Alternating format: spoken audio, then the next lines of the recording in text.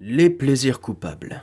C'est assez difficile de débuter une vidéo avec un sujet pareil. Du coup, permettez-moi de sortir une phrase pas du tout originale, que j'ai d'ailleurs déjà sortie en conclusion dans ma vidéo sur la naissance du cinéma. Nous avons tous nos films préférés. À partir de ces films-là, de la façon dont on les a interprétés, plus à partir de nos propres connaissances cinématographiques, on se forge une définition particulière du cinéma. S'il y a des gens parmi vous qui pensent que le cinéma est non seulement un art mais aussi un outil de divertissement, soyez rassurés, je pense comme vous. Peut-être pas exactement, mais je partage votre opinion.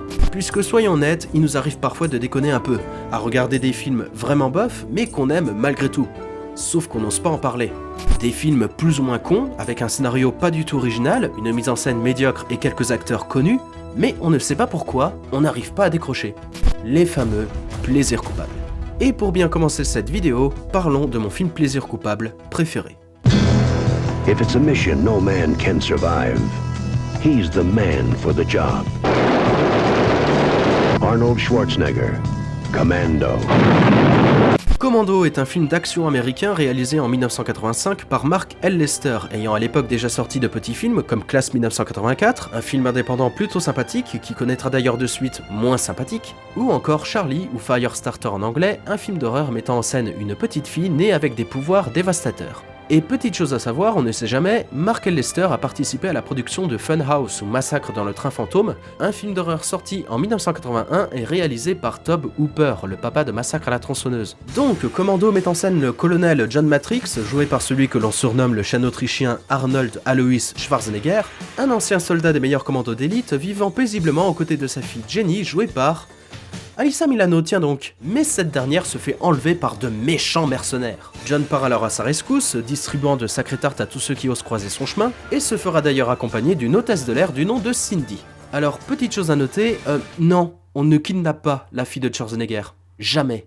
Schwarzenegger, c'est Dutch dans Predator. Schwarzenegger, c'est Jack Slater dans Last Action Hero. Schwarzenegger, c'est Conan le barbare. Schwarzenegger, c'est le putain de Terminator. Tu sais quoi, Schwarzenegger, tu oses le chercher, il te trouve et il t'éclate direct. Hey, t'aimes bien les omelettes? Tiens, je te casse les œufs. Ce mec, il pète la classe. Je veux dire, même sur la fiche de Commando, regardez-moi ça. Son nom est inscrit en gros juste au-dessus du titre. On le présente sous ses peintures de guerre, armé d'un poignard et de grenades. Et bien musclé surtout. Et oui, faut surtout pas oublier de mettre en valeur ses muscles, on parle de Mr. Universe quand même. Mais le plus important, c'est qu'il est seul à dominer l'affiche. À partir de là, on s'attend à un bon divertissement, à voir un Schwarzenegger increvable dégommant tout sur son passage, armé non seulement de grenades, mais aussi d'une énorme mitraillette et d'une boîte noire. Résultat, promesse tenue, et en plus de ça, on a droit à un Schwarzenegger qui peut soulever une voiture sans problème, et même arracher une putain de cabine téléphonique.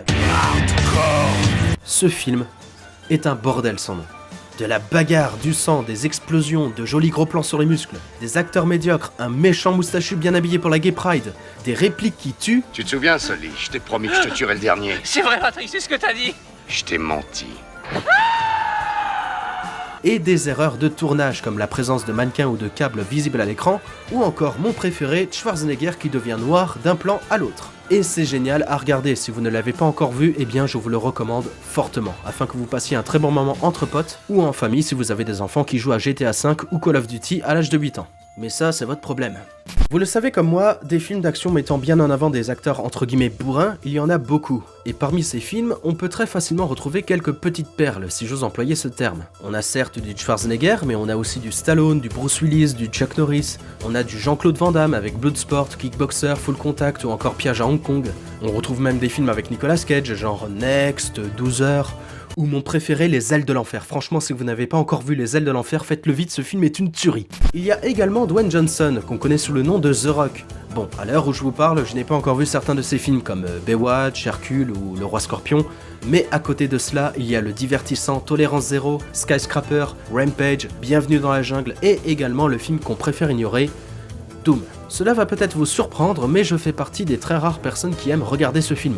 Comprenons-nous bien, c'est un mauvais film, possédant une mise en scène à grincer des dents. Mais quand je pense à la scène en vue subjective qui est une référence évidente au jeu original, un jeu dit FPS, et à la présence de The Rock au casting, je ne peux pas dire non. Que voulez-vous, je suis comme ça. Bref, continuons. Je peux également citer le super Jason Statham avec Hypertension 1 et 2, Tom Cruise avec Mission Impossible 2, Harrison Ford avec l'hilarant Hollywood Homicide, rien à foutre, j'adore ce film, ou Tango et Cash avec... encore Stallone, mais il y a également Kurt Russell. Et si vous aimez les films d'action bien bourrins, je vous recommande The Expendables 2, réunissant Stallone, Schwarzenegger, Jason Statham, Bruce Willis, Dolph Lundgren, Jet Li, Chuck Norris, Jean-Claude Van Damme et j'en passe. On dit que t'as été mordu par un cobra royal. Oui, c'est vrai. Mais après 5 jours d'agonie épouvantable, le cobra est mort. Bon, par contre, il n'y a pas The Rock. C'est un peu dommage. Mais apparemment, ils auraient tenté de mettre John Travolta et Nicolas Cage au casting. Du coup, je ne leur en veux pas. Et je vous entends dire, oui, mais comme film d'action, il y a également les films catastrophes, les films fantastiques, de super-héros. Eh bien, justement, j'allais en parler. Commençons plutôt par les films fantastiques. Alors, pour les puristes qui regardent cette vidéo, oui, je sais, on ne dit pas fantastique pour n'importe quel film. Genre, ça, c'est de l'urban fantasy, ça, c'est de la dark fantasy, ça, c'est de l'epic fantasy, à ne pas confondre avec l'heroic fantasy, évidemment. Et ça, on est bien d'accord, c'est du space opera. Que dis-je, c'est avant tout de la science fantasy. Bref, pour cette vidéo, on va dire film fantastique. Donc, comme film fantastique que je peux considérer comme de petits plaisirs coupables, il y a Van Helsing avec Hugh Jackman dans le rôle titre, Dracula Untold avec Luke Evans et La Ligue des Gentlemen Extraordinaires, une libre adaptation du comics du même nom. En parlant de comics, il y a également les films de super-héros, et vous allez voir que les troisièmes volets, ce n'est pas toujours que du bon. On peut citer par exemple Spider-Man 3 de Sam Raimi, X-Men 3 l'affrontement final et Batman Forever. Bon, il y en a qui disent pour ce dernier que c'est de la merde, et d'autres qui disent super, il y a Jim Carrey. Puis il nous reste les films catastrophes et on va prendre comme référence Roland Emmerich avec 2012, un film sur la fin du monde, le super Independence Day, le film mettant en scène nos Américains qui sauvent une nouvelle fois le monde entier d'une énorme invasion extraterrestre, C'est ce que j'appelle une rencontre du troisième type. et Godzilla, même si ce n'est pas vraiment un film catastrophe. Enfin, le film est une catastrophe, mais bon, passons. Mis à part ces films-là, on a aussi Prédiction avec Nicolas Cage, encore une fois, le sympathique Daylight avec Stallone, encore une fois, le médiocre San Andreas avec The Rock, encore une fois, le très mauvais remake Poséidon avec Kurt Russell, encore une fois, promis je ne le dirai plus, Deepwater avec Mark Wahlberg et Kurt Russell, encore une fois le Pic de Dante avec Pierce Brosnan et Linda Hamilton alias Sarah Connor, Fusion avec Aaron Eckhart, Deep Impact avec Frodon Sackey et j'arrête. En écrivant cette vidéo, je me suis très partiellement basé de la moyenne des notes des utilisateurs de Sens Critique, site culturel francophone qui est un parfait endroit pour noter, critiquer et avant tout découvrir des séries télé, des jeux vidéo, des albums et ce qui nous intéresse bien évidemment, des films. Sens Critique nous propose également quelques petits sondages sous forme de liste. On a droit à la liste des meilleurs films de tel réalisateur, de tel acteur ou actrice, la liste des films qu'on regardait enfant ou qui nous font pleurer, et un jour je suis tombé sur la liste des films qui sont des plaisirs coupables. Et si vous pensez que ces genres de films ne concernent que les films disons médiocres, eh bien détrompez-vous.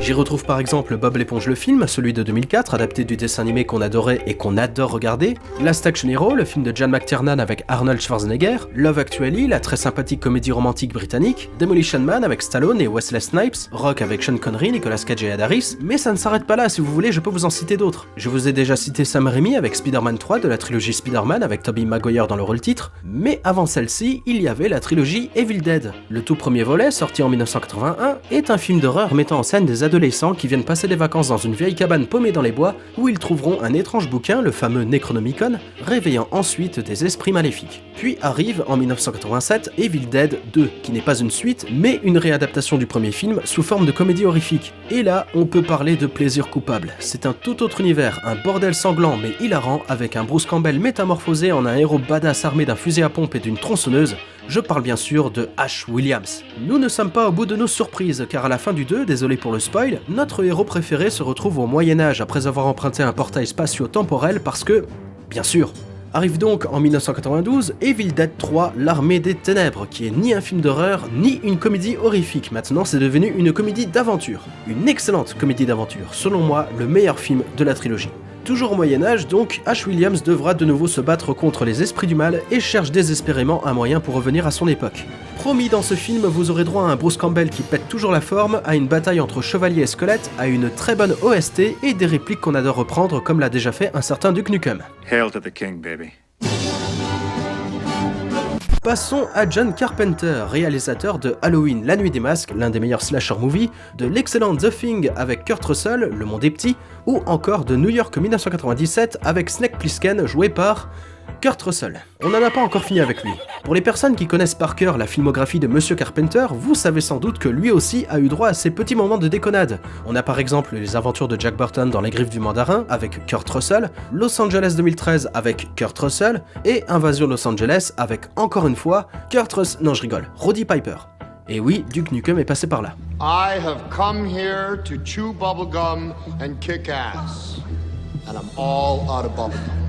Continuons avec les premiers films de Peter Jackson. Oui, avant l'excellente trilogie du Seigneur des Anneaux, on a eu droit à la comédie horrifique Bad Taste, ou Dans le cul en québécois, charmant, Meet the Feebles, une parodie des Muppets, mais avec du sang, de la drogue et du sexe, et Branded, ou Dead Alive aux États-Unis, une parodie de film de zombies connu pour ses centaines de litres de faux sang. Bref, vous avez devant vous le film le plus gore de tous les temps. Voilà. Je vous ai cité quelques films d'horreur, enfin, des comédies horrifiques pour être plus précis. J'aurais pu vous en citer davantage, comme par exemple La cabane dans les bois ou Happy Birthday que j'adore regarder. Oserais-je ajouter les suites de Saw en allant plus loin? Mais voyez-vous, il y a toute une bibliothèque. Que dis-je, toute une cinémathèque. Vous savez quoi? N'ayez pas peur. Vous avez le droit de vous attacher à n'importe quel film, ces films ridicules, de piètre qualité, mais agréables à regarder, sur lesquels on peut librement se marrer.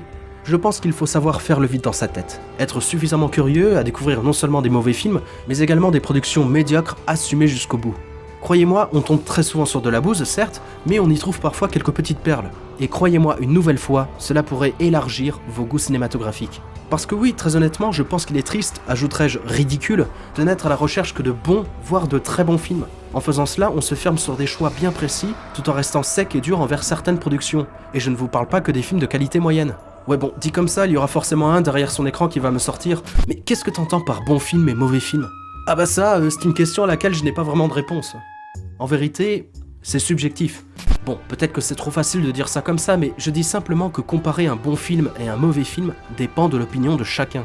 Cela dit, il arrive parfois que notre opinion se laisse influencer par celle du plus grand nombre. Une forme de conformisme qui nous amène à regarder ce qui a souvent été vendu comme un bon film au risque d'être finalement déçu, ou à ne pas regarder ce que l'on juge comme un mauvais film au risque de rater de bons moments de détente et de rigolade. Honnêtement, il y a des occasions qui se perdent. Ce qui compte avant tout, c'est le plaisir de regarder un film.